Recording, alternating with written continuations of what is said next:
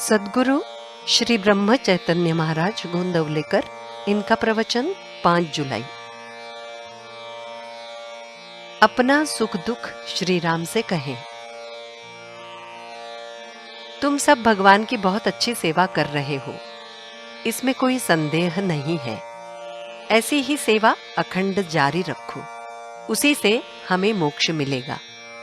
कोई कुछ भी कहता रहे, इसमें क्या है, उसमें क्या है, उससे क्या होने वाला है, तुम उस तरफ ध्यान मत दो। परमेश्वर की सेवा जितनी बढ़ाई जाए उतनी थोड़ी ही है। वो बहुत बड़े हैं, वो असीम हैं। उन्हें देखने के लिए हमें उनकी सेवा भी बहुत बड़ी करनी चाहिए। फिर वैसी बड़ी शक्ति भी उन्हें देखने के लिए हम में होनी चाहिए। अर्जुन को श्री कृष्ण भगवान ने दिव्य दृष्टि देकर अपना दर्शन कराया। वैसी दिव्य दृष्टि हमारे पास नहीं है, किंतु उन्हें प्राप्त करने की शक्ति हमारे पास है। भक्ति की प्रगति यही सच्ची शक्ति है, और उसके लिए अखंड नामस्मरण ही सच्चा साधन है। श्री राम प्रभु हमारे घर के ही कोई न कोई हैं, ऐसा विश्वास रखो। उनसे अपने सुख दुख कहो। दिन में कम से कम एक बार तो प्रभु राम के सामने खड़े होकर अनन्य भाव से उनकी शरण जाओ। दिन आनंद में बीतेगा और तुम्हारा दुख दूर होगा। हमारा ज्ञान, वैभव, शक्ति, सत्ता, ये सब उनके सामने कुछ भी नहीं है। अतः इन सब को भूलकर उनकी शरण जाओ और उनसे प्रेम मांगो।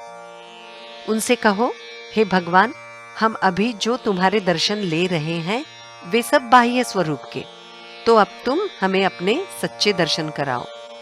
हम अवगुणों से भरे हो सकते हैं, तुम्हारे दर्शन हो इतनी सेवा हम तुम्हारी नहीं कर सकते, किंतु अब तुम हमें क्षमा करो। अब इसके बाद हे भगवान, चाहे जितने संकट आए, अपने नसीब के भोग तुम्हारा नाम स्मरण करते करते आनंद से भोगेंगे। जो होने वाला हो होता रहे, बस हमारा संतोष बना रहे और तुम्हारे नाम से हमारा प्रेम बना रहे। बस इतनी कृपा बनी रहे।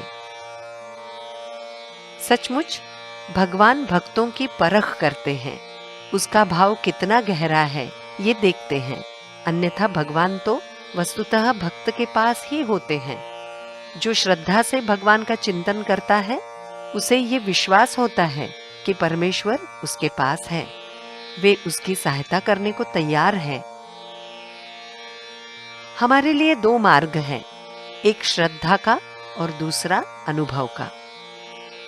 एक गांव को पगडंडी से जाने पर सिर्फ 3 मील का फासला चलना पड़ता है और मोटर से जाने पर 10-12 मील का फासला है। श्रद्धा उस पगडंडी के समान है, उससे जाएंगे तो अंतर कम होगा। मोटर का मार्ग अनुभव का मार्ग है। मोटर कहीं रास्ते में बिगड़ गई या रास्ते में कहीं बाधा आई तो प्रगति रुक जाती है। उस प्रकार अनुभव में कहीं गलती हो गई तो प्रगति रुक जाती है। इसलिए संभवतः हम श्रद्धा का मार्ग स्वीकृत करें। सद्गुरु के शब्द पर विश्वास रखकर श्रद्धा और प्रेम से नामस्मरण करें। भगवान का नाम सिद्ध कर देना, यही संतों का सबसे बड़ा उपकार है। जानकी जीवन स्मरण जय जय राम।